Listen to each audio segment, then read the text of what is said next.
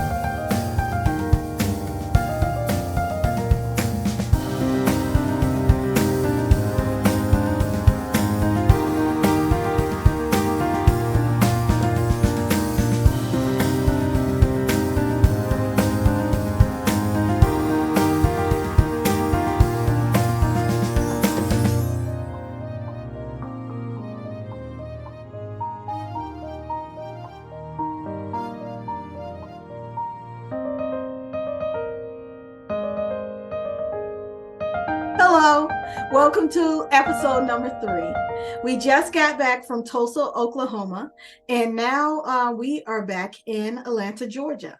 And so for this episode, we really wanted to make this episode special. A lot of people want to know more about Elizabeth and I relationship as sisters. So this episode is going to focus on our sisterhood. So let's get started. What does a sister mean to you?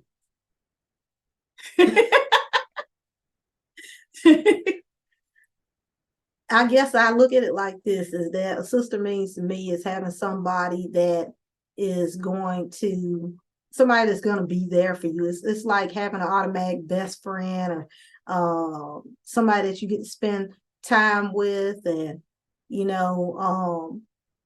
for a lot of siblings that's close, they don't even really look outside of that relationship of siblings, because it's like, I got my best friend right here, so I don't need anybody else. But they have other relationships and friends and stuff, but that main relationship is with their sibling. And so to me, having a sister is like having a friend, having somebody that I can talk to, somebody I can pray with, having somebody that understands what I'm going through. And me and my sister, we both think alike, it may not come out the same, but No. it's along the same lines. It's like looking at a picture and you both seeing it both differently. But I would say that God really blessed me with a great sister, and so that's just how I look at having a sister. And I see what LaTonya thinks. I'm pretty sure she can break it down more better than I can. Well, it's actually funny because we do think a lot alike. So what I think about what does a sister mean to me? It's along the same lines. It's a built-in buddy.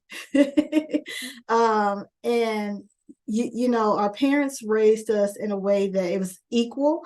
We was the only two kids that they had, so they made sure that nobody was loved more than the other. So they balanced that where we felt loved, as two different individuals as well. Mm-hmm. And so I looked at it as, this is my best friend, the little kid that always followed me everywhere. And she was following me too. and try on my clothes and everything. She was wearing mine too. So, I feel like it's a built-in buddy, somebody that knows you very well. Mm-hmm. And, we can finish each other's sentence. That's how close we are. And, I think that's a great thing. It's important to have a great relationship with your family. We're the only two. So, it's a great thing to have a relationship, because some people, they don't have a good relationship with their siblings, and we've been blessed to have a great relationship with one another. And we don't always see things the same way. Like she said, I might see it this way, she might see it this way, and we have our disagreements just like anybody else. But at the end of the day, we love one another and we value each other's opinions and everything. So I think that's a great relationship that we have. And then we have our relationship with Christ, and that even strengthens our bond as sisters. I think what was interesting about us when we were growing up is that as time went on, our birthdays were kind of merged with one another. Yeah. It was like, okay, it's LaTonya's birthday, but it felt like it was mine too, because I got a gift too. And then I started looking for that gift. I'm like, it's my birthday too. And so I looked, okay, if she got something for her birthday, then I got something. Then when my birthday came along, then there was something for her too, because it's like looking in a mirror. You may not look alike, but you spend all this time with one another, and you're invested, and you look for one, then you're gonna see both. And our parents saw that relationship, and they just celebrated us both. And mm-hmm. To this day, I can't see myself when it come my sister's birthday or my birthday come along. I'm like, okay, what is there for both of us? What is it? Is we gonna, is it a dinner? Is it a party? What is it? Because I know it's gonna be something for the both of us. So let's see, what is our favorite memories of one another doing something together? Let's see. There's just so many memories doing things together as children. I just remember my sister following me a lot. We get into a lot of things, and my sister would always tag along, and I had a lot of great friends that didn't really care about that. They like, come on. So, I always remember her tagging along, and, I think that's important, because to make your sibling feel welcome in any environment that you are in, and being an example. I learned early on that Elizabeth was definitely monitoring everything that I ever did. So sometimes the tag along became, you're coming with me, and I was just like, I don't want to go, but okay, fine, I'm coming. But when it, as you grow up and stuff like that, your personality and your characteristics change, and you're just like, okay, I'm do this, and then you're gonna do this, but we always know how to come back together. was the fun part. And like she said, I tagged along a lot. I was always there. I never had to ask, can I come or anything, because my sister's friends were like, hey, where's your sister? Is she coming? No, she can come to this. And I was always included because, I wasn't the annoying sister. I wasn't the annoying sibling that was just a pain, so everybody just liked it me, because, I was the funny, goofy kid that liked to joke a lot. That liked to joke and play around and stuff, and everybody looked forward to that. So I was always included. What's your favorite memory? As a kid? Yeah. I'm trying to think here, because I know it's just so many. I don't know. As a kid, I can say honestly that I think what I remember the most is like when me and my sister would go to summer school, and we was in summer school together. And it wasn't because we got bad grades or anything. No, my parents were the type of people that will put you in summer school for something to do. That's your summer. and so, I can remember, us getting up to get ready and stuff to go to summer school, which I ain't want to go. I knew at summer school, your summer is practically gone. And but when we went to summer school, we went together, and I always remember that, when you go into school and stuff like that, sometimes you get separated. Like, okay, you're in this grade, I'm in this grade. And it's like, okay, like for me, when I was a kid, I can really remember when I was in elementary school and my sister was down at the other end. I don't even know what grade that was. It might have been like, could have been 5th grade or something like that. I'm not sure. But you'd have to literally go down the hill part, this little hill part, just to get to the older kids. And every time it would come time for recess, I'm like, I'm not staying up here where the elementary kids stuff is. I said, I'm going down there with the big kids. And I said, I'm getting down there some way, somehow, because when we'd have recess, they would too, except for they'd stay over there with the big kids and we'd stay up there. But sometimes they'd allow us to merge, but that didn't really matter to me. I was going to merge one way or another. So I'd make my way over there, or they'd make their way over there where I was. I just remember, that even if I did have friends that I knew that was my age, I mostly remember that all the bigger kids and stuff, including my sister, always finding me, and we all hung out. And I remember when we was kids that me and my sister, we used to camp out in the front room. And that was our favorite thing to do, but my sister always got that bigger couch and I always had that little one. But we camped out in the front, and we'd go to rent movies, or we would watch TV together. We always know what was going to come on, when you get done with your homework and everything. We had those main shows and movies and stuff to watch.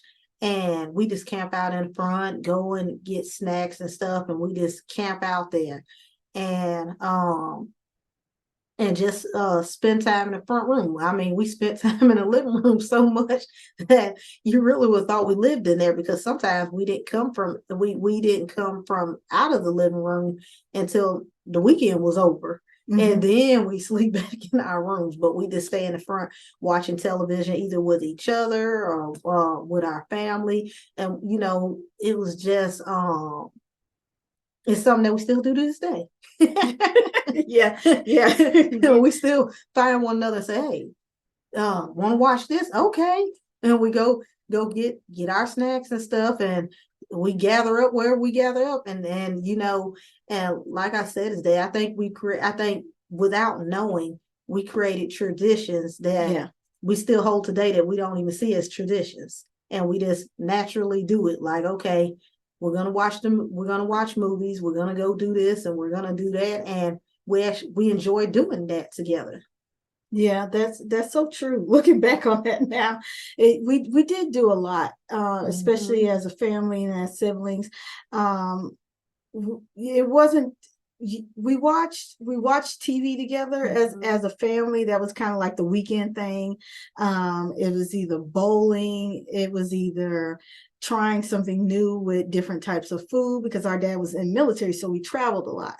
Um, if it wasn't that, going to different cities within the state, just to be active. My dad did not believe in you too much sitting around or anything like that, especially as a kid. And so he had us in everything. Martial arts, I remember doing that. We did that with our mother, so we did that for a lot of years. Studied martial arts. If it wasn't that, it was either an art class or something like that. So he was definitely into a lot of things. And one of the difference between Elizabeth and I, even though we're very much similar and think a lot alike, is that she definitely, growing up, she loved animals. She wanted to be a vet growing up. And ooh, Lordy, that wasn't something I would have did. I don't know. I don't think I was too big on animals. I think I liked the what do you call it? Rainforest. I was very interested in that as a kid. I loved books until I found out what was in it. What was in the rainforest, and they just killed that right there. I think she was very much into being a vet growing up. She liked to draw animals and everything until she had allergies, and that just basically went downhill right there, where she couldn't really be a vet because how bad her allergies was growing up. So, but for me, definitely yours when we were growing up was music. Yeah, it was music, and I can remember.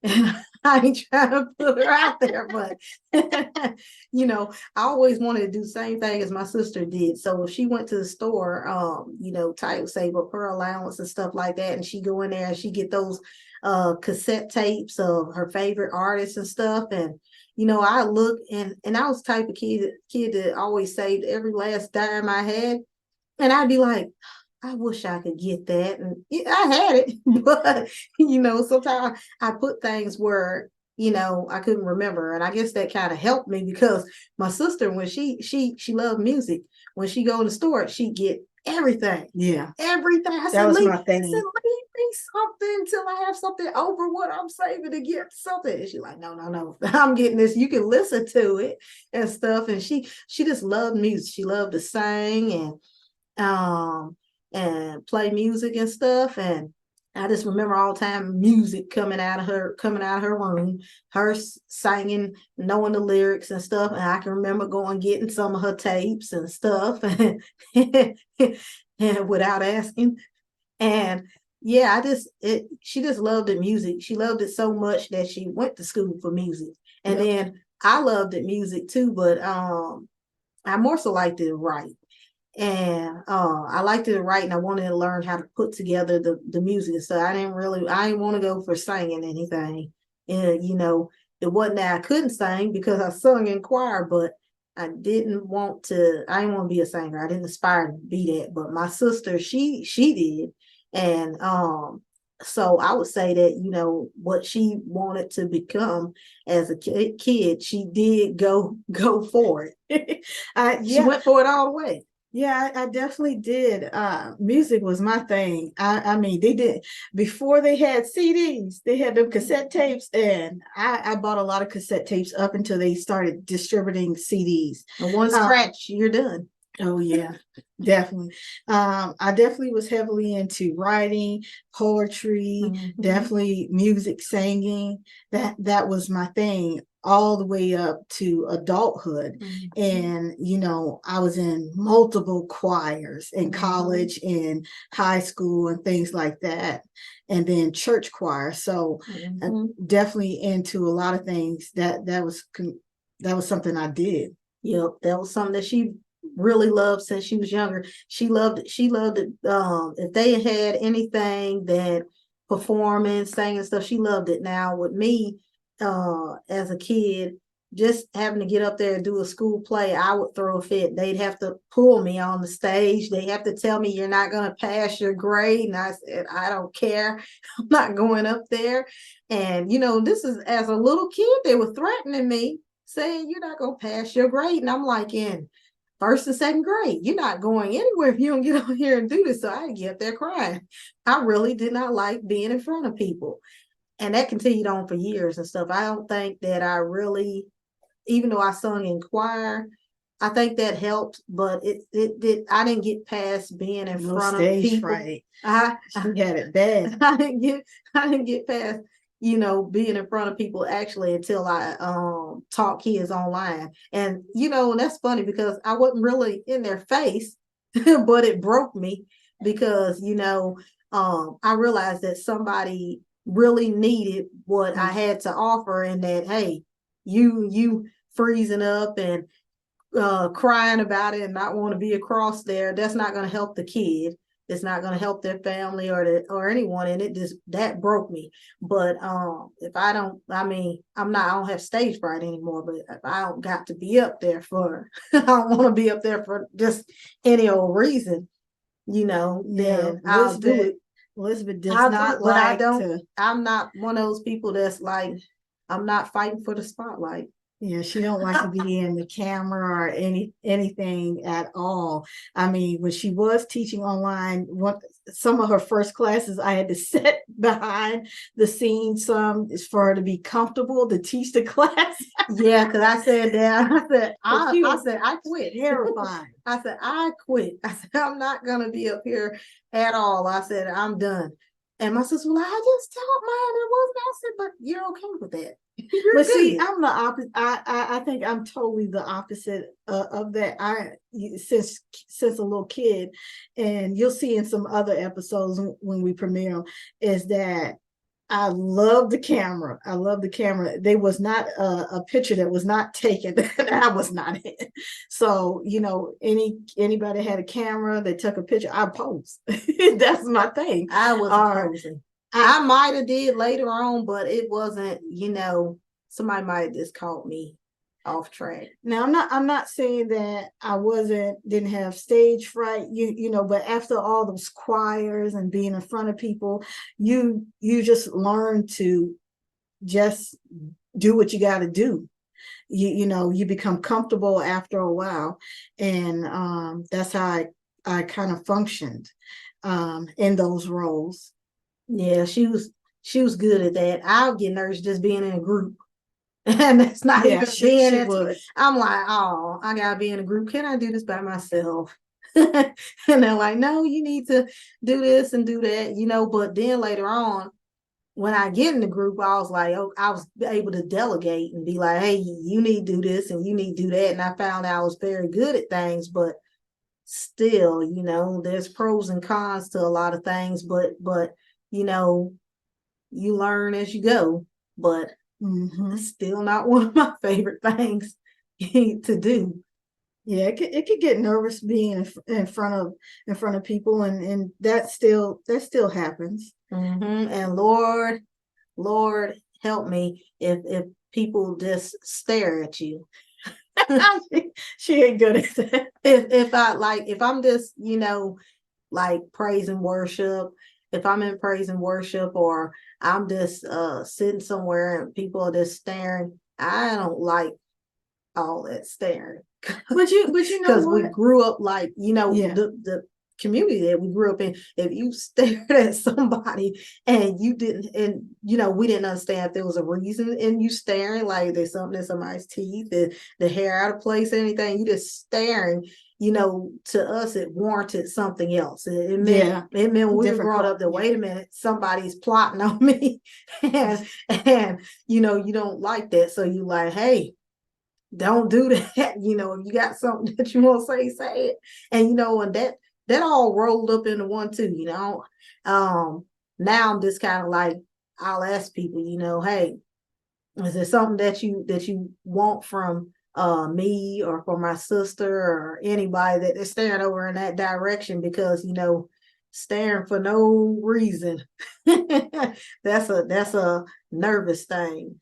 I think one of the things that I love about my sister is that her praise and worship. Oh my Lord, have mercy.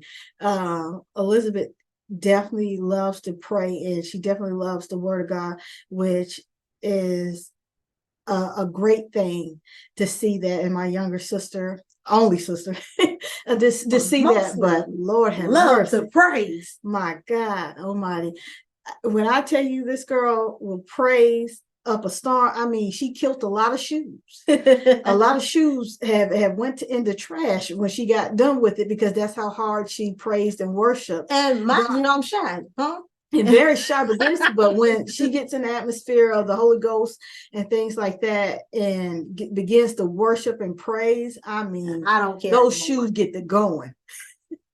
And the funny thing about it is that what I love about her praise and worship is the fact that people see it and they come and they just watch. They literally just watch her worship and praise God, and they begin to join in. It's like contagious, people begin, but they can't keep up with them though. My sister said, we went to a revival. I think it was early on this year. We went to a revival, and it was just after I lost my dog, and I was still upset about it. And we got in there, and they had this song, and it's like God's spirit just fell on me, and my shoes got to moving. Mm-hmm. And I didn't notice anybody around or anything like that. It's just like I just forgot that everybody was there. And then I kind of felt like somebody was on the side of me, but I just didn't know. And I was going. And mind you, I was tired. But when the spirit get over you, you can't stop. I'm like, oh, when I get done, I'm going to be so wore out. But I just could not stop praising God. And my sister said, did you know what? Said, when you was praising and worshiping God, said that there was somebody came on the side of you, and they started praising and worshiping God as well, and said they was trying to keep up with you. They could not keep up. I'm telling you, they could not keep up. She's kind of similar to my mother in worshiping praise. She really had a beautiful worship dance and praise, and it's so pretty. I mean, you would thought she went to dance school or something, our mother, and worshiping and praising. It's just so beautiful to see. And people are drawn to it as well, and me on the other hand, and me getting to go, I'm breaking a lot of things. I'm breaking jewelry of some sort of, that's how I be gone. And people, they try to make sure I'm secure and everything, but I seem to lose a lot of things when I'm worshiping. But I think that's one of the great things about our relationship is how we are drawn to God and our love for God. We go to a lot of conferences, ministry conferences, a lot of revivals, a lot of prayer services, a lot of groups, and ministering with people. So it's just awesome, to see that we have that same passion. You're listening to another episode of I Am U Ministries Live. We'll be right back after a quick word from our sponsors. The world is as challenging as it is fascinating. And if our children are going to survive and thrive, there'll be a lot of things they'll need to learn. The Etsy Shop, ELR Shop, sell educational items for kids that will inspire and educate. They have digital coloring books, puzzles, grammar practice sheets, alphabet workbooks, and much, much more. They're perfect for parents, teachers, and homeschoolers. ELR Shop on Etsy also have lots of digital items that you can download and use right away. Watch the wheels in their minds turn as they face new challenges and puzzles. They also offer affirmation cards as well as greeting cards to inspire the adults that are having a positive impact on children. Find them on Etsy. Just search ELR Shop. That's all one word. ELR Shop on Etsy. Every day is a season of life. Yeah. And we also, and me and my sister, we love to travel with one another. Mm-hmm. We've had some great memories in traveling with one another. I know that for me, I'm always like, I'm ready to go. I'm ready to go here and go there. And when we get there, I'm ready to get out there. Me and my sister, when we were going to school, we got to go to all these beautiful places. And I can remember specifically when we went to Spain. Oh, I said we got this very beautiful hotel, and we looked out there and we saw the view, and I was like, wow, let's go out. Let's go out and see what they got out here. Let's go see about the food stuff. And my sister looked out the window. It seems and so far. She said, no, we can't go. Said, do you see how far away that is? Said, we can't go. She said, we cannot go. Said, because that's not across the street. She said, that is going to take getting a ride to go there. And, we have to be back in here before lights go out. And I mean, my sister went through the whole list, and we was there for days. And I was just looking out this window, and I was like, I have to get out here. And she like, we can do something around here. We're going to see how far things is. And I just kept pushing and pushing. And then finally we come downstairs and we stepped out the door. It was right. And literally, it was like 5 feet. It seemed far at the time. I said, look at how far this is. And we've been sitting here for a couple of days. And I said, look, all this area here we can go to, and the mall's like right across the street and stuff. And I said, we've been sitting in here seeing what's in this hotel. And so, but the thing about it is that what I do appreciate about my sister is that she gonna make sure that you're safe. No, I'm telling you right now, cautious, very cautious and organized. When we go somewhere, my sister's gonna investigate everything. If you're about to step your foot out the car and something look unsafe, we don't even make it out the car. And I'm like, wait a minute. It might not be that unsafe. She's like, no, somebody's looking suspicious. We're gonna stay in this car. And I'm like, okay, well, I'm gonna trust, my sister's intuition, because I'm not gonna get out there and then I get busted upside. And my sister told me don't do that. And then she just looking like, look what you did. I told you not to. But so, but the thing about it is that's what I love, the fact that she monitors things and she makes sure that you're safe. She's a planner, that comes with that's a double thing. That's a double standard thing, I like the fact that she's a planner, but I love the fact she's a planner because it really blesses us. It blesses me, and it blesses everybody else, because she plans parties, birthday parties. She can plan a whole meal and everything, and she can plan a vacation. She'll lay everything out.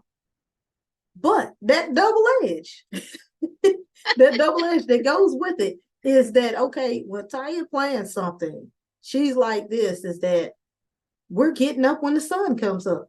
Oh yeah. And I rise early. And I'm like, no. She's a night owl. No. I'm like, no, we're not getting up early. And she's like, you get up, because we got like 3-4 things that we need to do. I said, well, we're gonna be cutting some of that stuff because I'm not getting up.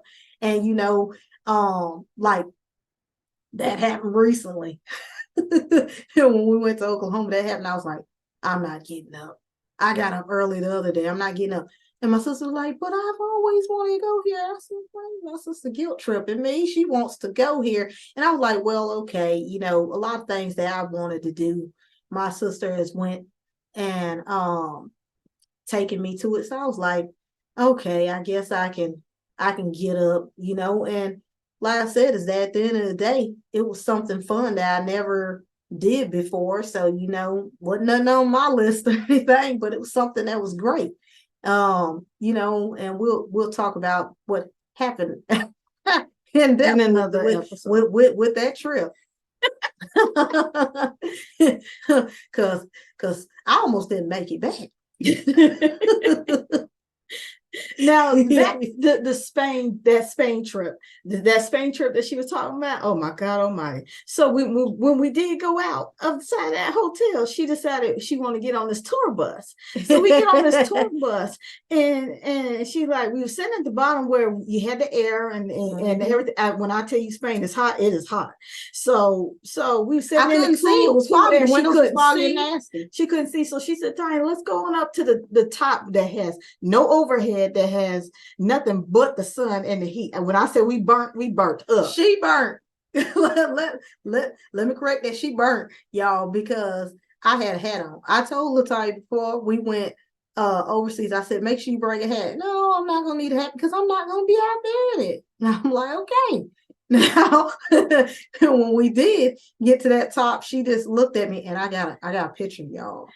She just looked at me like, I can't believe you did this to me. I'm up here cooking and I'm just smiling. I'm like, this is great, because I'm like, Tanya wasn't gonna take me to all these places. I'm looking at them, just snapping pictures. I'm like, Tanya wasn't gonna go to all this downtown. What I didn't realize about that tour bus is the length of time on that bus, and that's how long we burnt going all the way around Spain. But at the same time, they weren't gonna take you back. When we got off, we messed around and got off that bus and to sightsee something, and then that couldn't find the bus, and we had to walk to find another location. Then they said, this bus don't go there, and so we had to keep walking, and then another bus took us back to our location. But oh my God Almighty! And she was just looking at me, and she just dripped.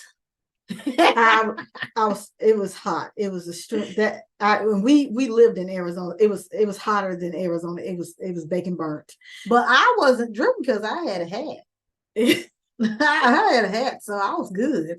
But I told her, I said that, hey, at least we got to go and look around and stuff. And she was looking at me like, yeah. But you know what? In that trip, a lot of things had happened. I messed around and asked for some water in Spain and did not realize that their water is not quite the same as the US. And I got salty water. So and that water cost me some money. And I literally had to drink this water because I paid for it. but I ain't drinking. I went asking. I didn't drink it because I thought, do you have any water that is not salty? I mean, they cracked up because they were laughing because I think they were picking at us because they were like, they knew what the regular water was, but they let us get that other one, and they thought it was funny. But when I let Tanya drink it first, because she's the eldest, and when I saw her face, I said, I'm not drinking that. But you know what? At that trip, we love to try different types of food, and we love to cook too. So that's another passion of ours, is that we come from a family that cooks and bake. So my thing is baking. But you know what though? With you baking and everything, LaTonya measures everything down to the T with that too. LaTonya, she can really cook. She can really cook some desserts and things and stuff like that. And I just watch my sister and stuff. I mean, it's like a scientist in the kitchen, cooking all these desserts and stuff. And that's another thing that I admire about her. But I stick more to, I'll eat the dessert. I'm not going to cook. Yeah, Elizabeth can't cook desserts. I tried maybe once or twice. One time I was successful, but no, that's not my thing. It's definitely not her thing, y'all. But I can cook. That's the thing. That's the funny thing, is that I have not mastered and pastas and I do anything with meat and all kinds of stuff, but clam chowder and all that stuff. She's really good at those things. And I don't look at recipes. No, she does not look at recipes at all. Me, on the other hand, I'll never follow by recipe. I like to try different recipes, but I'm also super creative, and I would just go off and do my own thing. I get like this idea. Oh, I wonder what this would taste like, and then I just automatically just go in the kitchen. I just make it. all kinds of things, different types of butters, different type of creams and cakes for birthdays. I do all the desserts and everything for holidays. I like to decorate for holidays. That's literally my thing. See, the thing about that is that when it came to decorate for years, I tried to get everybody to help me decorate. I put up the trees, I put up the ornaments and everything, and it was my thing. And then later on, out of the blue, my sister is like, I want to help decorate this. And then it became her thing too. And I was like, okay, well, now we got two different ideas going here. Sometimes we had to have two trees because LaTonya's like, I want this thing. Like, I want this thing. And then how we bring these two things together, because sometimes family be like, it's just gonna be one tree this year. It's not gonna be one. It's not gonna be two. It's gonna be one. And so then we're looking at each other, okay. You want purple and you want this and stuff, then we're going to find some way to work this out. But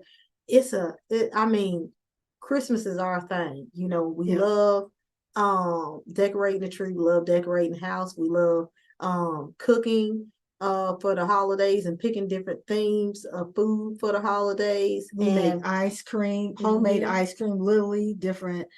We very super creative when it comes to and cooking. It's one thing that I did good. I did good on ice cream, but a cake, a cookie, no, that's not gonna happen. No, it's a no-go. But and then we're very competitive also about gifts as well. I haven't seen a year where somebody's like could go and get a gift, and it's like you think they went and got a gift for Christmas, but you just didn't see it come in the house. And everybody loves to hide their gifts or go and be like, I was really creative with this, and then somebody get thinking, I gotta be more creative. I gotta be more creative about this.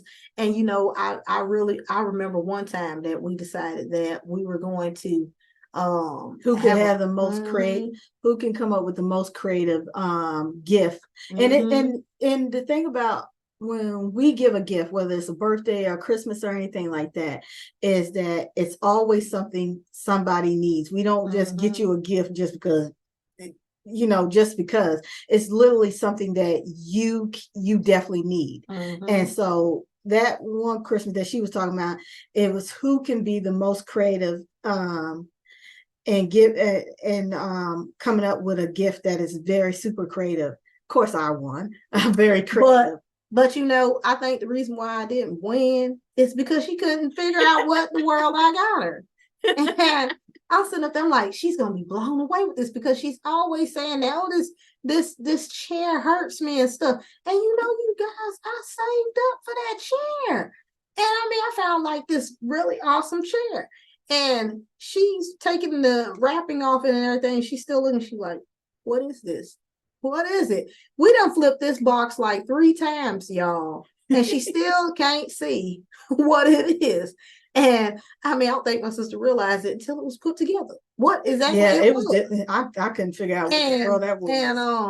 And I get it. And then after we got it, she was like, "Oh wow, this is great." I was like, "I didn't win." I was like, "I didn't win," but here's the thing. But then we both had like twin chairs. And this chair was awesome. It had speakers on it and everything. It was an awesome chair. And it was like one of them gamer chairs, but we would play them games. But we just wanted a real nice, comfortable chair. And, I remember us taking those chairs, and when we took a break from teaching and we took ourselves a little vacation, we get in those chairs and we leaned back and we laid those chairs all the way back, and we put up a big screen and we just watched it. Movies. It was like a flashback in childhood. We watched cartoon stuff. My sister, she won't admit it, but she loves some cartoons. She loved it just as much as me.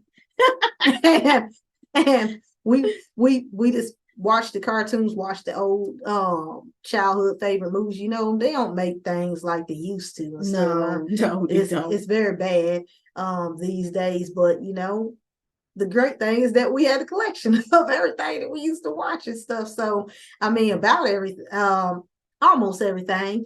But we took those chairs and we put them to some good use. And, Mhm. and you know, but yeah, and my sister knows that I love to pray and go to myself and stuff sometimes. So my sister got me something related to prayer where I could just kneel down and pray. And you know, she had all these nice little designs and stuff like that. And I was just like, Custom. I So said, I'm not even gonna try with you no more. so when I give a gift, I literally think outside the box big time. And I'm very super creative in such a way that I will tell somebody my vision, my ideal, and they customize it, whether they hand build it, carve it, or metal or whatever it is that I'm thinking.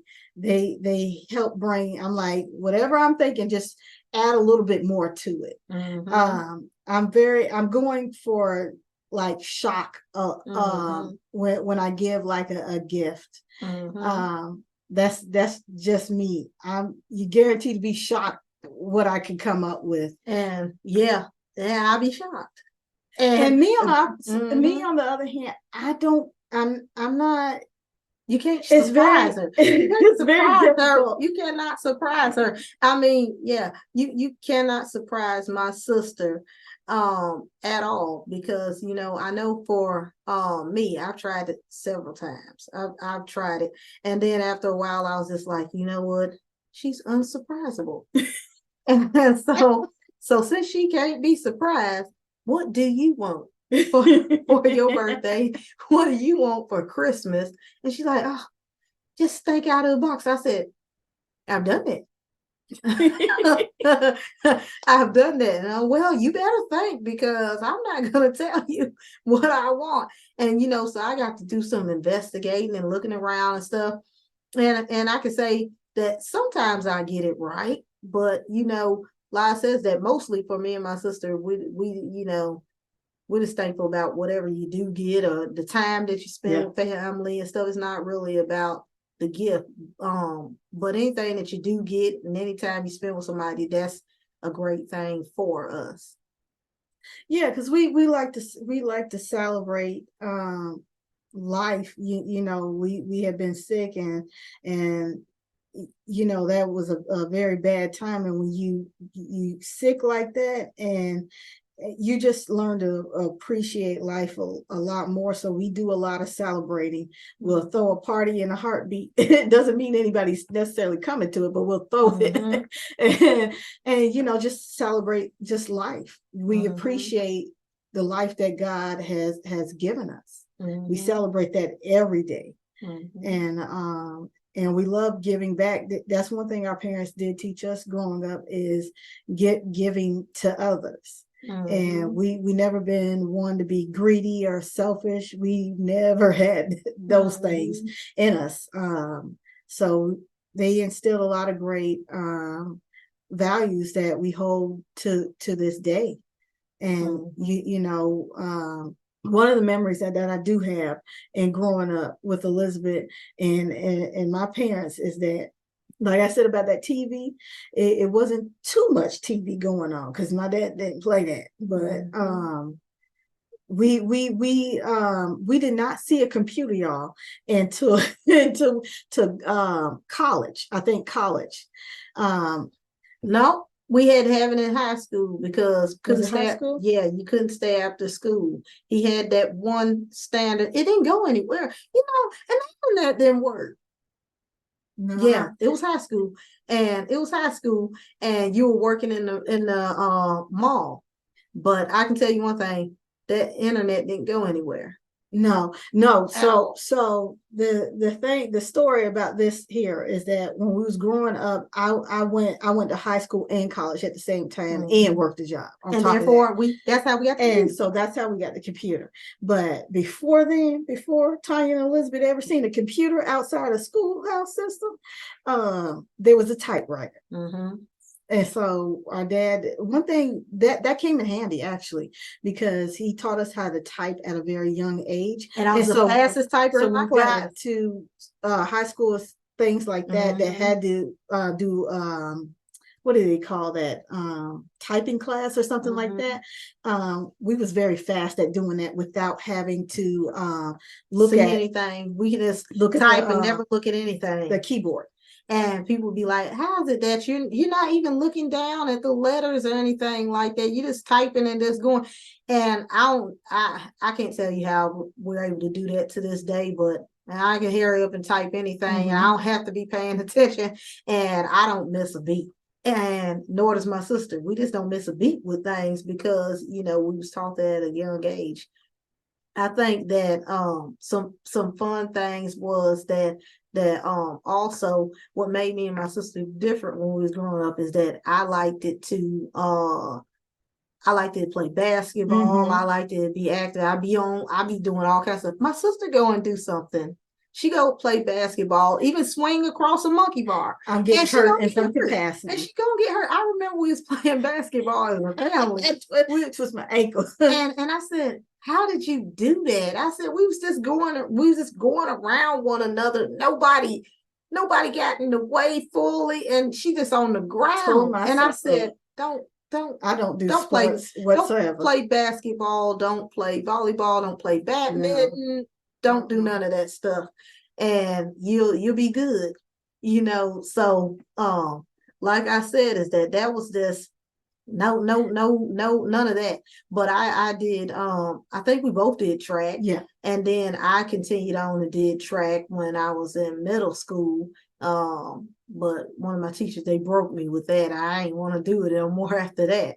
But like I said, is that we did mostly everything together, even when it came to school, catching up with each other and stuff, which we'll talk a little bit about that the next episode. In another episode. But like I said, is that another thing that I like about my sister is when I was growing up, so I loved my sister's sense of style. My sister had some very nice clothes. She had some nice clothes. She had nice style. And I'd be like, I don't want them to. No. But she had some very nice clothes. And so unlike a lot of kids, they be like, I don't want my brother's pants. I don't want my brother's shirt. I don't want my sister's this or that. When if LaTonya grew out of it, I wanted it. I'm like, you pass that on down to me. Don't worry about giving it to anybody else. It's gonna be mine. I'm gonna be wearing it next year. It's gonna be a new thing. We're bringing it back. And some of that, some of that I did not grow out of. She took it anyway. She grew out, y'all. Earrings, necklace, shoes, anything. She grew out of it. Elizabeth was into it.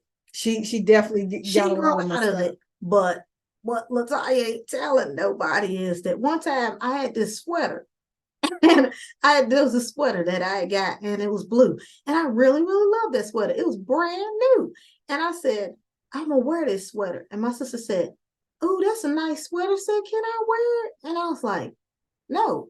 She was like, but you're always wearing stuff for mine. And I let you wear it. So I was like, no. Then I said, well, she does let me wear stuff and stuff. I mean, I think I looked at that and it was just tragic, y'all.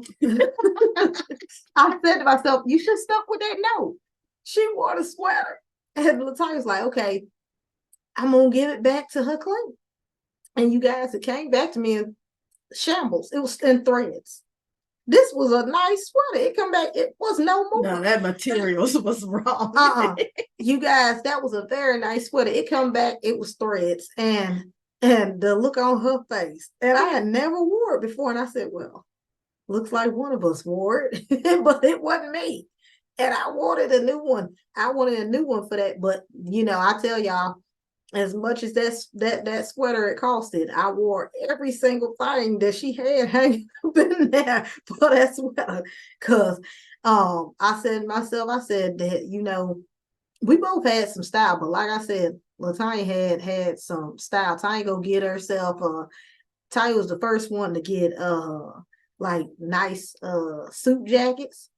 Tanya had the different kind of earrings going and different kinds of dresses and stuff. And I was just looking, I'm like, I can't wait till she grow out of there. She said she don't want it no more, because then that's gonna be mine. And everybody knew that grew up with her. If they did go to class when she wore her the year before, they knew not to say anything. If I was wearing it, it's mine.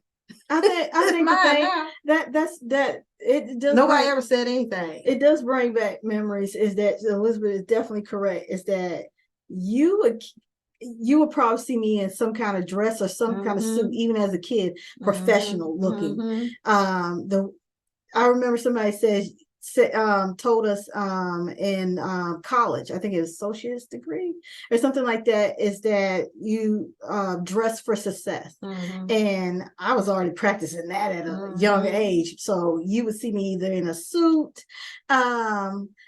you would see me in some kind of professional dress of some sort. That was my thing. And I did that so much, people thought that I was going to be an attorney growing up, and because I could argue a case very well. And I in some ways I did do the legal education a little bit, but we'll talk about that in the next episode. But Elizabeth, on the other hand, her thing is hats.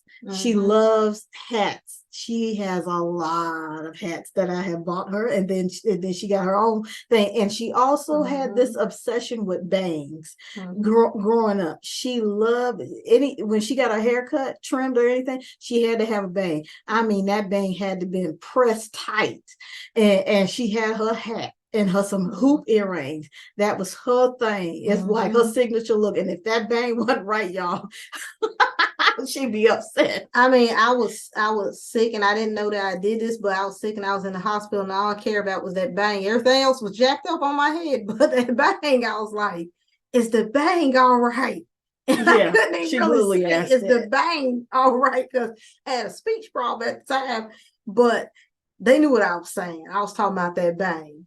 But I can also tell y'all that I have one of the most caring sisters that I think that anybody would love to have. But my sister. But because I'm telling you that there was a time whenever we had we were going to choir, and at the same time we were going to school, and I don't know what happened, but all of a sudden, I started noticing that some hair missing off my head. And I started looking, I said, wait a minute here. Something's wrong with this. I mean, y'all, I had some real pretty hair. And and I was looking, and I mean, I just loved my hair. I mean, I brush it night and day and everything. And I just looked up, and I was like, something's funny with my hair. I'm like, am I just seeing something? And then I went to sleep. And I know it had to be God. This revealed me these 3 stages. There was hair here, hair slowly going here, and then no, not a lot of hair here. And I was like, oh, this is a bad dream. But then I woke up, and literally my hair went in them stages. It just went, it was gone. Yeah. And I only had literally, you guys, if you look at like it was almost like a bird feather. That fall off a bird. You think there was some hair, but if you looked at it, there was none. It was just that little flap. And I was just like, you don't know what's under all that hair. You don't know what's under all that hair. And so I was just like, oh, I'm gonna look very ugly. And but God let me know, look, it's gone, it's done. It's a done deal. You need to go get this cut off, like this, it gotta go. And so, I remember my family going with me. They like, look, you gotta, I was just in shock. I was like, what happened to my hair? And I was just in shock. I was like, oh, I look like I'm going to the military. Oh yeah. I mean, my hair was so short. It was very short. Like, it didn't matter. Buzz cut almost on the sides. Later on it grew in some more where it looked nice, but when it first got cut, like you couldn't do a comb over. You couldn't. There was no bang. The bang that I love was gone. Yeah, there was no more of that. Nothing there. And but I managed to rock that look with not a lot of hair. But what I remember about that time is that when I lost that hair, that I was walking around looking at that and stuff, and I wasn't too happy. And then I look up, and then my sister's like, oh, I'm gonna get something done in my hair. Y'all, my sister she ain't go bald, y'all. No, did not go bald. But she Donna did, almost did. but she did get her little Jackie Chan thing going on. It was got right up somewhere around here, and she got hers cut. And I was just like, I said to her, I said, I said, you know what? I said, I appreciate you doing that for me and everything like that. I said, but I said, you know, but I could have never cut my hair. I could never cut it. But she knew how upset I was about my hair. But you know, I just loved her hair too. But I mean, I can honestly tell y'all that if you go get your hair cut, you know, with the kind of texture and stuff that our hair was and stuff, at the time, it wasn't coming back no time soon. No. And so she'd keep her Jackie Chan haircut for a good while. And because I knew how to, you know, navigate around not having that much hair because my hair was gone, I had helped my sister hook her up with some hairdos because she was just like, she realized, she said to herself, yeah, I did this because I love my sister. And then she got to looking at her hair and she was like, what was I thinking? What was I thinking looking at my hair? And but you know, I had Tanya styling, you know, you would have thought that I was a barber, you know, because I had her really styling. I can't say that we would ever cut our hair or that I would ever want to experience losing any piece of hair anymore. But I can tell you that, you know, we supported one another at that time. And I remember that one. I remember that very well. And, you know, and that stood out to me. Yeah, that stood out to me too. My hair. It was one bad cut. But I didn't answer y'all. You know, I looked at her and I said, you know, my sister, she'd be like, you guys. Even at that, you would thought my sister learned a lesson. But my sister later on, she looked in this magazine and she saw a haircut. You know, if anybody knows the old group TLC, yeah, she wanted the T-Boss haircut, y'all. And I had that done a few years back, and they did it well. And the next time, y'all, she went somewhere and she got her haircut. And she said, I want it to look just like this. I had it like this before. And she looked it good, y'all. But when this one did it, this woman took the razor. And I was just sitting there in horror because she was like, do you want it tighter? Do you want it tighter? Cut tighter? And I don't know if my sister understood what that means, but she was like, yeah, just a little bit more. This one zzz, zzz, zzz. And I was looking, I'll see all this hair fall to the floor.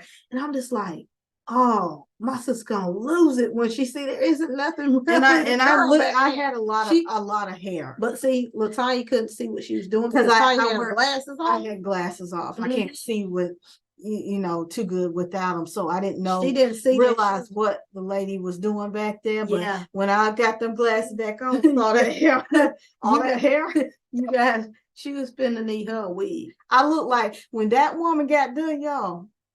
I look like a broccoli. I look like a chocolate broccoli. That's how my hair looked like. And I just sat there shaking my head. And you know, when people said, and she said she did a good job. That's the sad part. And the lady was like, she did a good job. And I'm just sitting there and I told my sister, I said, no, don't tell this woman that, go on tight. Tight rubbing. And she like, yeah, go on ahead. And I'm just like, not realizing what this woman did. Like, no, put your glasses on. And the sad thing, not only did I look like a chocolate broccoli, I mean, half the hair was long and the other half was way right up here. And that didn't grow back for months. The rest of it grew, but this part here stayed there for some months. And so every time when I had the hair, I had to bring the long piece here and I had to gel the other piece to make it seem like there was something going on right there. Ooh, that was a hard time. But there was nothing going on. Nothing at all. And I was sitting there and I was looking, I was like, no, I was like, you're not gonna get me like that. And then I sit there and I do some. I said, I want this hairdo right here because I ain't had too much hair at the time because this lady done laughed at me talking about there ain't that much up under there. So I'm like, okay, I can get this hairdo. Now she said, okay, I can do this. And so she said it before she got my sister's head. And so when she did my hair, I'm looking and she was like, I just started looking at her in the mirror. I'm like, why is this woman looking like this? And when she spent me around stuff, you guys later on, I mean, Tiny's talking about chocolate broccoli. That'd be a delight to what she did to me. It looked like all my hair, like it receded back to where my, where this is right here. The hair start back here, I looked at like one of those cartoon characters where you did not know where the hair began, but you surely knew where it ended, because it was just like across here. It was like somebody's hair receding, then the rest was back there. And then Lord help your soul if you didn't get it straightened or anything like that. It is sat there. It is sat there. It was really bad. Yeah, I growing up, we had some hairstyles out this world. I had the Marge Simpson hairstyle growing up, and I had the ugly French fry curly extensions, and Jackie Chan kind of hairstyle cut. Oh man, them hair cuts, them hairstyles were jacked, very much jacked. But and here's the thing. Later on, because my sister was older, she got to do her hair, and I'm like, hey, you can do something to mine, But my sister's like, no. When mom get home, she'll do your hair. And my sister had her hair styling, y'all, and I was like, do something. No. So you guys, when my mama had to go out of state, my daddy got a hold of my head.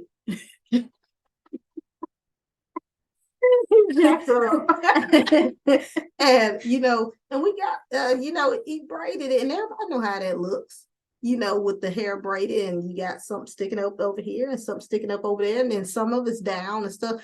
And did the best he could. He did that. But one day I looked, I was like, I can't step into a classroom like this. And so I got in there and I looked, I said, there's no way. So I got there and I've had me a comb with me, you guys, and I combed it out. Now my sister had told me that my hair looked all right that day. And I was like, you kidding? It look good as yours. So when they came to pick me up, they see my hair out. I done took the braids out, and I done combed it down into my own little thing. And so then my dad like, what happened to your head? I said, it came out. It wasn't braided very good. No, it was not. It was not. Oh, he had that hair. He had some hairstyles. But look, but I'm saying he had that braid tight. Like that ugly was tight. So it wasn't something that was gonna come apart. My dad just looked at me like, it came out, huh? Like, no, it didn't come out. Like you took that out, didn't you? And I said, it didn't look it looked bad. Where's mom coming back? but we had some like I said, some real interesting times, you guys. And it's just funny. We also grew up in a family that very comedic. There wasn't a joke nobody did not crack. We just love to laugh and joke around. And I'm telling you, we are all funny in our own ways. and I think that's important, having that love and that laughter in your family. It just grows, makes the bond even more closer, because if you can laugh with somebody, and that's a good thing. You don't want to be crying with nobody. So you definitely don't want to be doing no crying with anybody. But we just had some really funny times. And a lot of people, they ask us, they say that you guys, y'all just seem so close and everything. Do y'all always get along and everything? Y'all don't look like y'all ever had an argument or disagreement? No. I'm gonna tell y'all that's a lie. That's a lie there. Like me and my sister, I would say when we was growing up and everything like that, you didn't get too much of that. No. We're over it. You say you're sorry, whatever and stuff, but wasn't too much of that. but when you get older, see, it took You us got your own opinions. it took us a while, I guess that growth spurt somewhere kicked in. And then, when you get a little older, you got like my sister said, you got your mind your own, you got your own opinions and stuff. And so I think it's right in the ending of those, right in the end of them 20s, marching on in them 30s and stuff, that it's like, wait a minute here. I'm gonna say what I want to, and I'm gonna do what I want to, and this is my opinion. And then you have my sister, but I've lived it. And I'm like, but you're not living mine.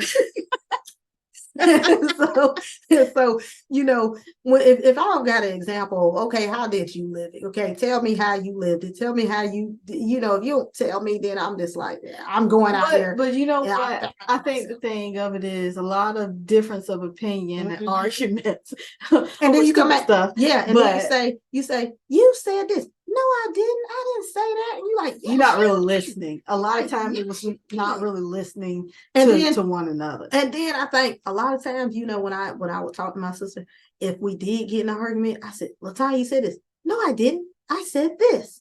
I'm like, no, you didn't. And then I'd be like, LaTonya, you said this, but you did not explain this all the way. So I'm like, with me, it's with me. You explain exactly what you talking about. If you're saying, okay, well, this is why I'm saying this, but then you just cut off with, this is why I'm saying this, that's gonna annoy me. And so my sister would do that a lot, and I'd be like, but you didn't. And she was like, yes, I did. I told you that that this here. And I was like, no, you didn't. You broke things into pieces and this way and that way. And I said that I didn't get it. And then my sister's like, well, I warned you about this. And I was like, no, you didn't.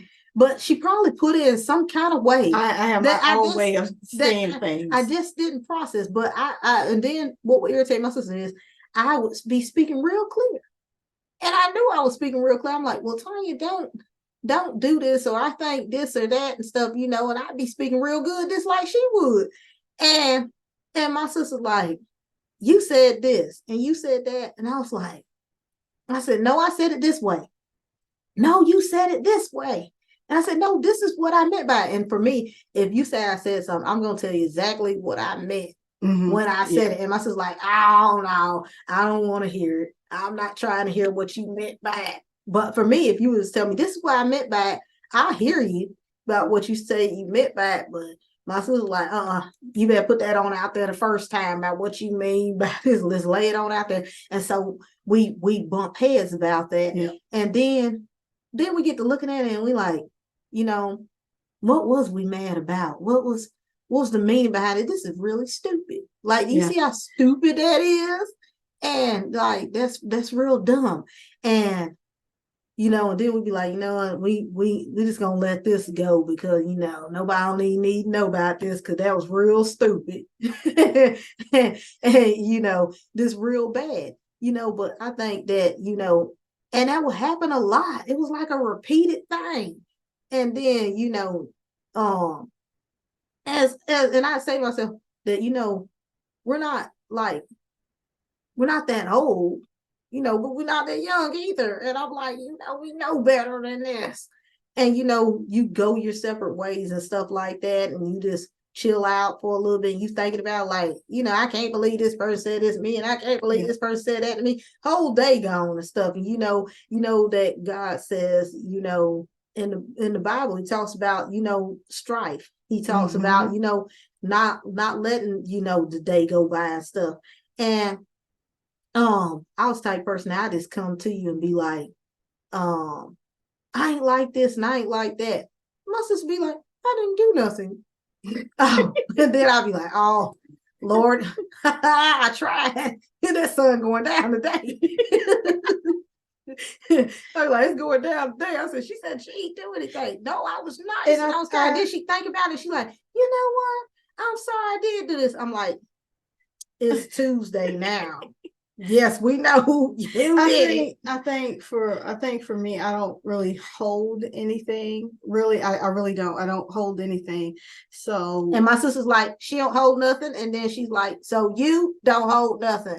She like, if I don't you think make nothing I'm about past it. it. She's like, I'm past it. And she said that one day. She's like, okay, I'm past it. I'm like, but I'm not. Like this happened. So if here. I don't, And she like, if I don't "It's past know, if I don't know that some a lot of different opinions and arguments, Mhm. that we experience, was because a lot of times I did not She didn't know. see it as a problem. I didn't see it as a problem. And I'll be like, it's a problem. Unless you tell me that's a Mhm. problem, then I'm aware. Mhm. Otherwise, then I'm like, huh? Mhm. You said that's a problem? Yeah. And I'll say, I mean, maybe I was just one of them sensitive ones because I'll be like, I ain't like that. I didn't like that. Well, I ain't mean it. Well, I still didn't like it.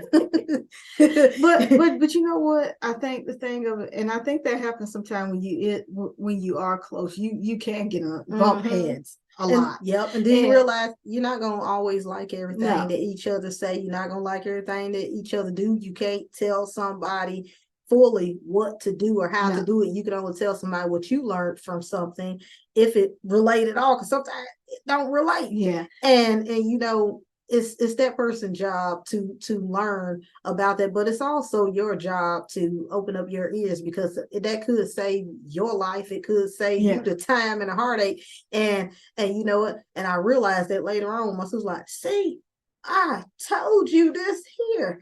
And I was like, but you didn't tell me in the way that I would understand. She's like, I told you. And I can appreciate that now, that you know what?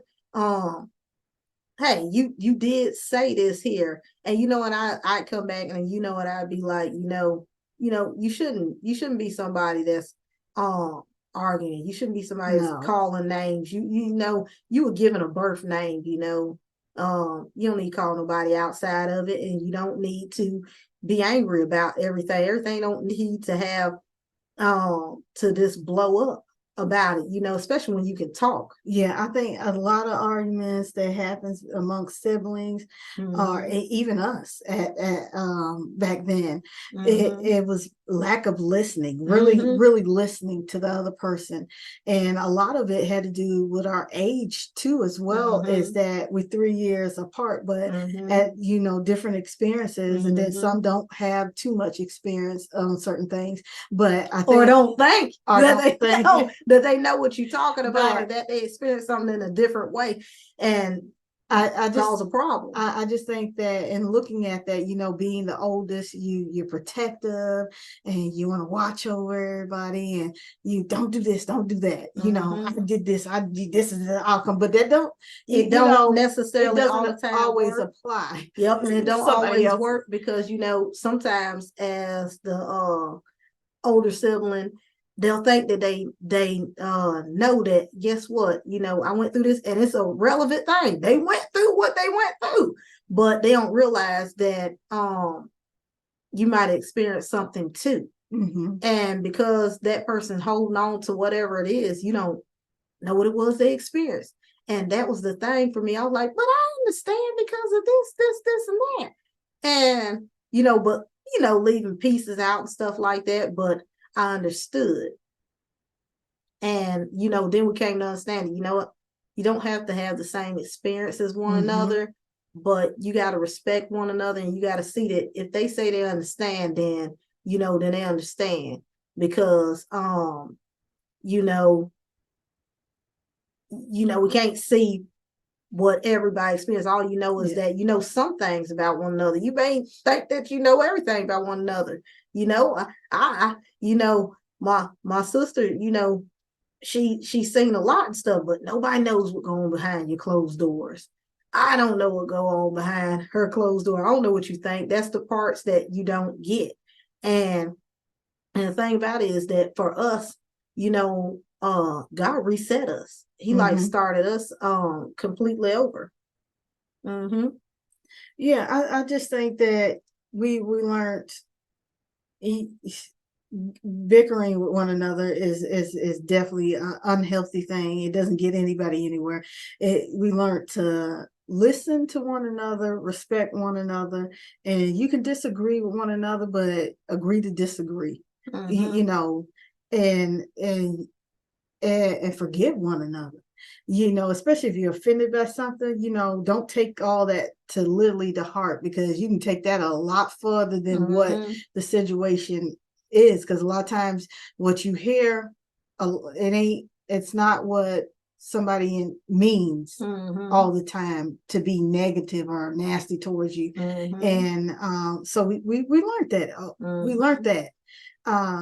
You know, having love and more respect for one another, I think we more close nowadays. Yeah, because now if we don't like something, then we'll be like, you know what, you know that wasn't right. You know that wasn't right. Oh, I don't like that. But it's not a big deal. No. You know, it's not a big deal to us where, okay, you know, I'm not gonna talk to you anymore or anything like that. It's not something that you can't get past. And you know, and you learn that each other is creative and can do different things and stuff. You learn what each other's strengths are, and you come to find out that, you know what, just because you think you can do everything and stuff with things because you're being allowed to, don't mean necessarily that that person wanted you doing all that either, you know, because, you know, I got to learning as things went on that, hey, I say, LaTonya, what do you think about this? And a lot of times my sister would be like, oh, I ain't think about that or anything like that. But then later on, my sister have some great ideals and everything like that. And I say to myself, you know, God really blessed us to be able to work together with one another, because, you know, this big picture comes together like, hey, I would like to see this. Sometimes I don't, you know, I might got an ideal, but, you know, I can't like visualize what that's going to look like. And my sister can be like, you know, yeah, that'd be a great idea, but it should look like this and it should feel like this and stuff. And I say, hey, that's great. And then I add on to it and stuff. And then, you know, then I can have she can have an ideal, and I can be like, you know what, I can see it being this way and stuff. And, you know, God's just blessing us, because you hear all the time that you're an example and stuff like that, but you don't really take that in consideration as you're growing up, stuff like that. You like, well, this is the life that I'm living and stuff, and this is my experience and stuff like that. But you don't realize that somebody out here watching you. Yes. Somebody's watching you, and somebody's seeing you when you disagree. They seeing how you handle that. They seeing you, whether it's your family. Doesn't matter if it's somebody outside the door, you know, you can affect your family. But there are people that really love and care about you and look up to you and stuff. And they're looking and they're saying themselves that, hey, you know, you're an example, and, you know, I watch you and stuff. And, you know, that really affected us, because, you know, it's like, yes, we're positive people and we're loving and we're kind and we love to help people and stuff, but it, you know, it took growth. It took growth, and it took God, you know, but we always loved it, people. We always loved it to help people. We've never hurt anybody or anything like that. We never have. But the thing about it is that just taking in consideration that example, how you treat one another, how you treat people outside of your family, how you treat your extended family, all of those things is important. You know, you're not above the law, you're not above anybody, you're not better than anybody. And, you know, that's why I always tell anybody that you can go to school, you can get an education, you can get out here and do something great. You can go out here and serve God. You know, I don't find myself to be better than anybody else because I serve God. You know, you come to revival and stuff with me too, and I guarantee you that you're going to see the same people that walked in that church, the same mentality of loving Christ and loving people. The same person going to walk out. You know, I remember somebody being like, they invited us to go hang out, and they thought that, okay, if we take them outside of church, go hang out, go to dinner, go to the movies, go bowling or something, they're gonna step outside of that character. And the thing about it is that for us, you know, if I look at a character, I'm thinking about TV. That's somebody acting. And for us, it's like if I go somewhere, I'm talking, I'm doing something, that's just me.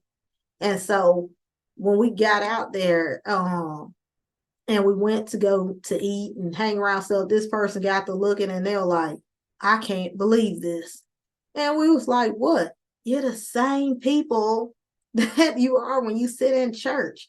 Like we thought that, okay, they're quiet, they praise, they worship and stuff, and they go home, they love school, they participate in this and participate in that. But you're exactly the same thing outside. And I was like, why is that such a bad thing? You sitting there every Wednesday and Sunday too. Like you should have a good, you should be a good role model. You should never be somebody acting. You should never be somebody that poof, I stepped into this area and now I'm this. Poof, I'm outside here now I'm this. Be who God created you to be at all times. And I think that that's something that a lot of people struggle with. They be like, well, I feel like I got to be this when I'm around these people. I got to be that when I'm around these people and stuff. And that wasn't what it was for us. And so, needless to say, I can say that a lot of people that either weren't our age or around our age or not too far from our age did not want to hang out no more because they was like in their wild child stages, and they were like, well, I just went to see if you just like us. And I was like, well, I don't know what just like us means. We all go to church and everything. I don't know what you do outside here or anything like that. You said you won't go bowling, you won't go to movies and stuff, and we're fine with that stuff. But anything else extra, we're not gonna do it. I think that, like you were saying, is that examples. I look at it as in the Bible, there was a lot of examples. There was good and then there was bad. But I looked at the good examples and I said to myself that, like I said, Elizabeth, she always monitored me and followed me. And I realized at an early age that I'm an example. And so I wanted to be the best example that I could be. And still to this day, I try to be the best example, godly example that I can be for other people, because somebody's always inspired by us, encouraged by us, and we've been a blessing to a lot of people, and they say, I look up to you. You're my hero or whatever. And those things are amazing to hear, but you also look at it like it's God, because we would have never been these people if he didn't mold and shape us to be that. And so we do our best to be the best example that we can be, and we work together as a team. Whatever she might be not too good in, then I'm good at it, doing it, and then vice versa. That's how we built things, and it's solid. Yep. And I think when growing up, one of the things that Elizabeth did touch on is that when we was growing up, we was surrounded a lot by older people. It wasn't, not that we didn't know some people that were in our age group, but we just was kind of drawn to older people. They had a lot of wisdom and everything. That was what God surrounded us. And they pulled us in. We were just sitting there, just minding our own business and stuff. They say, what's your opinion about this? Or what do you think? And so they're like, wait a minute here, you're this age and this is what you think. Like, oh, you got that from being around your mom and dad. So my parents were like, I ain't never say nothing about this. Like, that's their own opinion and stuff, because you watch. And, as we grew up, like my sister said, I watched her. And like I said, she's still a great example to this day. I tell my sister, hey, there ain't nothing that you could do that I'd be disappointed in, because, pretty sure I have some whoppers. but, thank God for, saying this only as far as you're going. When God get in the mess and he say this is only as far as you're going, then, you're either going to stop or it's just going to end for you, because, the thing about it is that God has great things for you. And I'm just going to tell you that, just point blank, that the enemy doesn't have anything for you. The devil has absolutely nothing for you. It doesn't matter what it looks like. It's still the worst thing that you could ever let in. And so, for me, like I said, that my sister has always been a great example. And has always been somebody that, you know, I look at and I say, hey, you know, my sister can do this, but I can't do this here because that's not my lane. And then my sister look and say, well, you're good at this and stuff. And Lai says that we've always been each other's helping hand, always been people that set each other straight. And like I you know, looking back, you know, when we did want to see, okay, well, you know, there's people out here that's our age and stuff. You know, when we was around, they just leave us like to the side, like they them special M&Ms, you know. You know, you got red, you got blue, and, and whatever else in that pack, but they're not in that package. Okay, we're those ones that's in that pack, and they're outside of it. Yeah, they ain't totally there's no almonds in there. There's no peanuts, no pistachios. They something completely different, and you're not invited. and that was a thing for us. That I mean, after we lived in Arizona, it's like you're never getting accepted again. It's like, you know, when you get more immersed with God, it's like the more people are like, no, and they just knew. And he was like, well, where are the Christians? can I be accepted over there? You know, you learn that, you know what, don't look for acceptance in man, woman, child, anything, because it ain't gonna happen. But you know, there can be people that's like-minded. There can be people that love God just like you do. There can be people that you can connect with and be friends with stuff. Can't say I found a handful of them, but you know, they're out here, and you know, and we love to connect with you and stuff. But you know, I know that somebody out here understand what I'm saying is that, you know, you look and you say to yourself, you're not that piece of fruit that somebody else is. You're not gonna get in that. You're not gonna get mixed in with that bowl right there, because people can look and say, "Oh wait, you're a Christian." Oh yeah, they'll tell you wait, what is it? They ask you sometimes, what's different about you? Yeah, there's something wrong with you. Yeah, you know, you're not experiencing life. And I say to myself, you know, if I experienced it anymore than I have, then, you know, I'd just be a mess. Because it's like, you know, whenever you do feel like I'm just gonna test out this here, then you find out that, you know what, you wish you didn't. That's not life. And that's not life at all. And then I find that, you know, spending time with God, and, you know, going to church, being in prayer group, you know, we met some very outstanding women.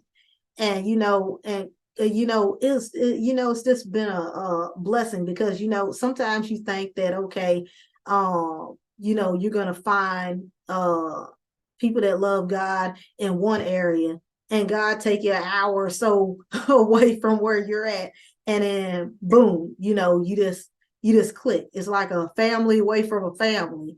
And you know, for us, you know, it's like having more sisters, you know, because, you know, you got your sisters in Christ. And, you know, I tried to explain to somebody before, and they're like, but my sisters and my blood sisters and stuff, they did this. But what I'm telling you is that whenever you get a relationship with God, and you're serving God, and you have the Holy Spirit, and I mean, you're just rolling in Christ, you're going to get new brothers and sisters. You're going to get a bigger family, and it's going to get bigger and bigger and bigger. And, you know, that happened for us. Yeah. And you know, we was visiting a church, which we tend to do a lot. We visit a lot of places and travel to. And we went to a church I always wanted to go to, both me and my sister. And we ran into this lady, and we met her, and she invited us to their prayer group. Now we were not members of that church, but she invited us to it, and we finally was able to go, and we've been there ever since.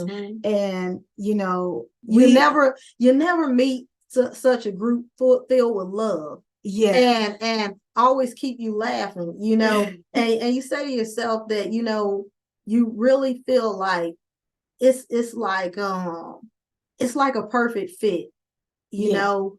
you know that God is there. You know that God is working in each woman's life. Everybody's at different stages in life, and you're just getting to see everything unfold. They're getting to see what unfolds with you, and it's just a blessing. It's like I have I have my blood relative, my sister as my sibling, and my sister in Christ. So I got 2 for 1. But then I got more sisters and brothers, and as we go around and we meet people, we get more brothers and sisters in Christ, and that's just an exciting thing for us. It's an amazing thing to be a part of that particular group. Prayer, getting together every Tuesday, or when we can, because we have a busy schedule, with ministry and everything.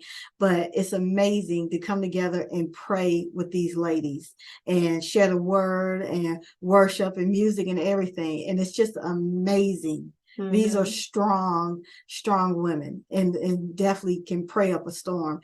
And it's a great thing to see, because you don't see that often. People loving one another like that, or accepting one another a lot like that. Some people say I love you or accept you, and that they show the opposite of that. And I can honestly say that one time, when we had first moved to Georgia, we went to a church. We went in there, and it was after I had a very hard time. And this lady walked up to me that I had never met before in this church. And she said that, you know that I love you, right? And I'm just going to tell you that. I was like, no. Like, no, I don't. I do not. But I can tell you one thing about it is that if there's nothing going on, in our lives that has to do with our schedule, or some emergency or anything personally happening, and we're at prayer group with these ladies, I can honestly tell you that I know when they say that they love us, that they do. I know that they really do love us, and I'm always excited and happy to be there. And, I just pray that God always continues to watch over them and cover them, and just bless them to expand, because, they're such a blessing to us, and it's just always great to see God mold and just move people to new heights and new levels, and, just to learn. And, it's something that we always wanted. Me and my sister, we learn from one another. And that's why we're mentioning is because, this episode is about us as siblings, but you also got to look at your sisters and brothers in Christ.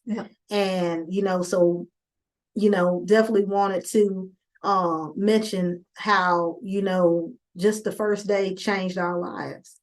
And because it does not, these ladies, they'll check on you. It don't even, nothing has to be wrong for somebody to reach out and just tell you that they love you, thinking of you and everything. And we feel that, and we give that back as well. We met a lot of amazing women in Christ and sisterhood. And we also met, so ladies, if you're seeing this episode, we love you, and we'll see you next Tuesday for prayer. And we also met Miss Nicole. If you're seeing this episode, we love you as well. And the sisterhood and amazing things Miss Nicole does in talking to women, and we just love her to pieces. And it's just amazing to see a lot of these women of Christ doing great things out here. And we've just been introduced to some amazing women. When we were doing podcast interviews, we met a lot of people, and we was just like, wow, this is so interesting how much people love giving back to people, and just love empowering people. It's this it's something that you look and you say, these people are in different states. And some of them are in the same state that we live in, and it's such a blessing. Like I remember we talked to a lady named Katrina, and that had to be one of the most awesome conversation that we I ever think had. we talked for 2 to 3 episodes. You seen this, Miss Katrina? We love you as well, and can't wait to talk to you again on your show. we literally, you can get lost in conversation with people who really have a love for people. Mhm. And we've met some really amazing people, and they inspired us because we had always wanted to do a podcast, but we're like, okay, I want to see what does that look like from somebody else's perspective, and can and do I have something that's going to bless and help people out here? And they really showed us that you do. There's so many people that we love, and if we missed anybody, we're sorry if we missed anybody, but there's so many amazing women out here. It's just been a blessing to us, and people that have encouraged us, that really keeps us going, seeing people that want to see other people grow. And we can't always be a part of things and stuff, but the fact of the matter is that we still love everyone, and we still support everybody, and it's just been a great journey for us. My sister had actually, when it came to us talking about, when we started out, we came together because of, like I said, teaching and creating children educational products and other stuff. We came together and did that, and then my sister found people that we could talk to and stuff, and she came across an amazing woman named Trish, and this lady allowed us to share our story about that, and it just took off from there. She like, I know somebody else, and that's just amazing when people can do that. And that's not very often that happens, and it just kept going. It just kept going. We met somebody named Sabrina. She's an amazing woman. And this so many people. I'm trying to remember this other lady. She does such great things with kids. Nalia? Yeah, just awesome. If you ever come across any of these ladies, we follow them and stuff. If you ever come across them, just check out what they do. And you'll see everybody else that we follow as well. Just amazing people. And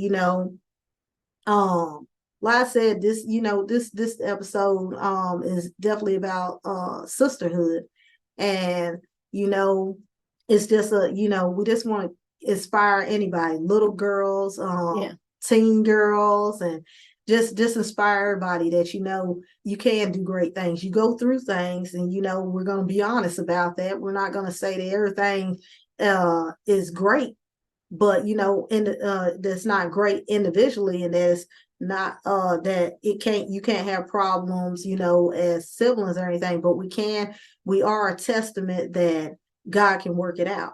That God can work that out, and that you can do amazing things if you work together. I believe that God blessed parents with kids so that the kids would have siblings. If you don't have a sibling, then it's still for you, because you have siblings in Christ. You got your brothers and sisters in Christ. Sister and brother does not have to be biological, because there are some amazing people that are sister and brothers to people. And so you just look.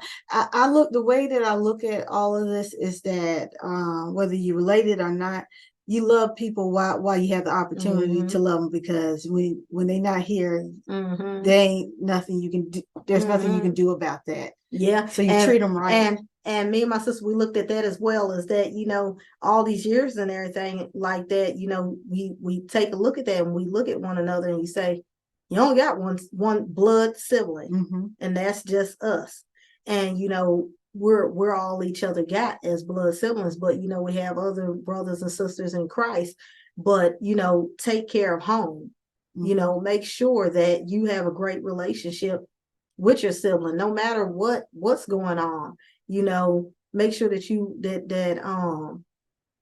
you pray for one another. Not all siblings get along. Not all siblings have a relationship with one another. And I mean, it's not all the time anybody's fault. That's just the way that things happen. But you know, you just leave it in God's hands and you continue to move forward.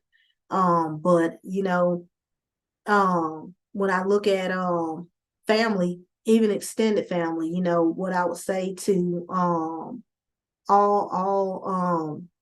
all family members and stuff, what I would say is that, you know, it's this great to have all these years stuff learned from everybody. Mm-hmm. I can honestly say that we've learned and from everyone, every single person. And you know, and that's whether you're young or whether you're older, we have learned a lot from you. And I think that it's such a blessing, you know, when you can go to, out of town and you can see your cousins and you can see your aunts and you can see your uncles, and they're still touching your lives, you know, whether you're laughing with them or whether you're hearing about what everybody's going through and stuff. And it's just a blessing to be a part of everybody's life, whether, you know, you're in a different state or whatever and stuff. You know, one thing about it is that my sister and I, we love everybody. We still love everybody, and we've learned from everybody. And you know, if there was two specific cousins that I can actually remember whenever we was I think me and my sister were teenagers. I think we were teens. We had two specific cousins, and we really we love everybody. We love everybody, but I really remember this, and you know, I really love y'all for this. But you know, I ain't trying to put you on the spot, but you know, Dana and Felicia, you know, when we was growing up, y'all two was the very first one that I looked at and saw that y'all had the Holy Spirit. And I can honestly say that, you know, that changed something for us. Yeah. That changed something for us, because, you know, just looking and saying that, you know what, they got something that we ain't got. They got something that we don't have. And, you know, I want to know what that is, you know, and I can honestly say that, you know, I really enjoyed just watching y'all love for God. Mm-hmm. You know, and watching, you know, praising God, watching y'all tell what God said. And I have to tell y'all that y'all are, you know, grew into two very strong women. And, you know, and you're very straightforward. And, you know, I say that, you know, you help people that way. And I tell you that how much of a blessing that you are. And, you know, and all of our cousins. So I want to beating on us or anything like that. We love y'all. We love you all. But you know, I really remember that. I remember sitting in our at our auntie's house and just knowing that there's something that's very special about you two. And there's something special about everybody now, because everybody like, Jesus. I'm like, wow, everybody catching on. So if y'all two are seeing this episode, which we probably might have to share this episode with you, because I don't think you're going to be able to find it outside of that. But we love you and we appreciate y'all. And we'll talk to you guys soon. Yeah, we really love y'all. We love all of our cousins. And I mean, I have to tell y'all that, you know, every single last one of y'all is an inspiration, whether you are a male or a female. You know, I look and, you know, a lot of the times, you know, people tell us that, you know, how much they love us and how much they appreciate things about us. But I just want every last auntie and uncle and cousin and stuff to know how much we really appreciate you, because we learned. And I say that, you know, when you learning, you know, a lot of people, they don't learn when they're around any family member. They don't learn anything, but we did. And we learned something from everybody that we're around. So we thank everybody that we ever been on a podcast with. We thank all of our cousins, aunties, uncles, and our grandmother, our mother and our father. Anybody that we ever encountered that definitely inspired or touched our lives as well. So we love and appreciate everyone. And we hope you guys enjoy this episode. And our next episode will be on our educational journey. So can't wait to share that with you guys. Yeah. And if anybody has any questions, if we left out anything, because me and my sister, we can drift off on a whole new path. If we miss anything that you would like to know about us, just send us. You can put a comment, you can write us, and we'll give you the answer to that. Yeah, because a lot of people, they are commenting, and I hope that we addressed as much as we could with about our relationship as sisters, because I know that's been something everybody wanted to hear more about, and there's a lot more people want to know about. But for this episode, this is all you're going to get is about our sister relationship. So hopefully we have giving you something to laugh about, be encouraged and inspired about, and we hope you guys have a blessed week. Yes, thank you for joining us today.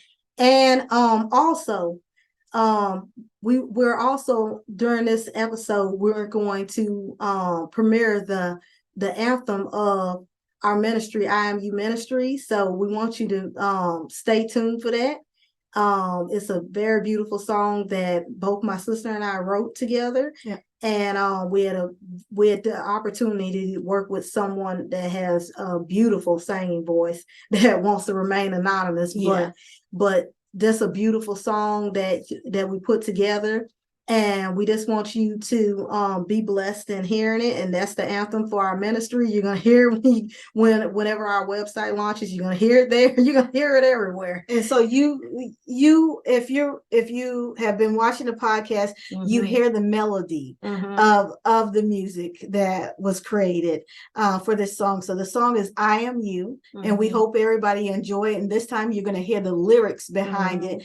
And it is a powerful song that will be well known in an anthem, definitely for our ministry, because it's talking about a lot of things that we stand for. And so we hope everybody enjoy the song that we've written, and we love to know what you think about it. And just know that we love everybody, and continue to spread love and support to everyone all around, and continue to spread the love of God. And we'll see you next time. Bye. Bye.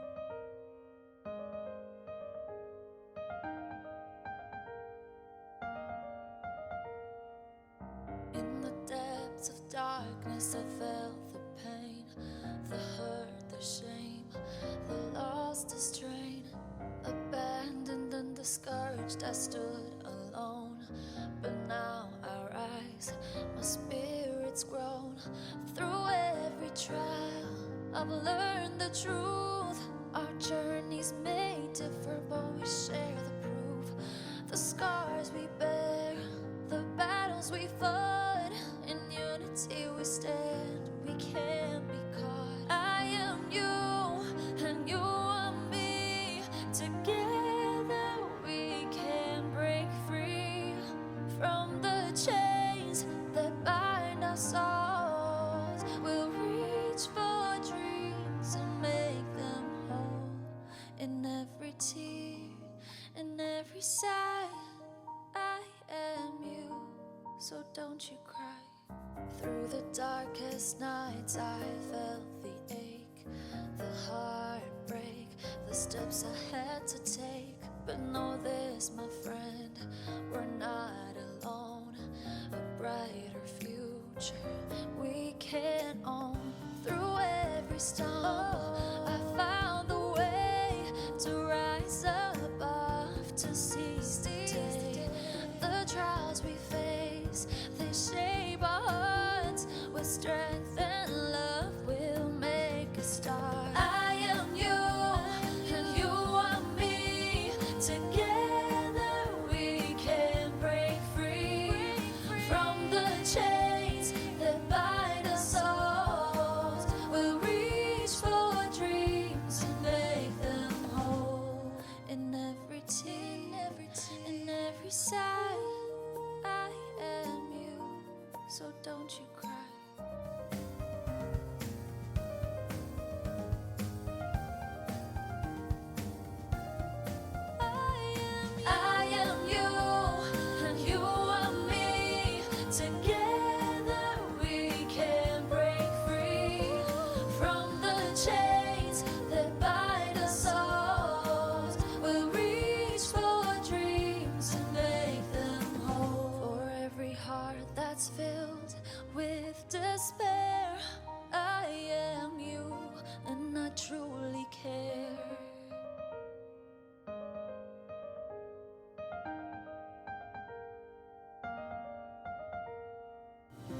As another powerful episode comes to a close, we want to thank you for joining us on this transformative journey.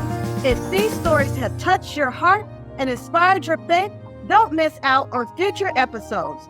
Subscribe to the I Am U Ministries Live on your favorite podcast platform and stay connected with us. Together, let's continue spreading the love of Christ and making a difference.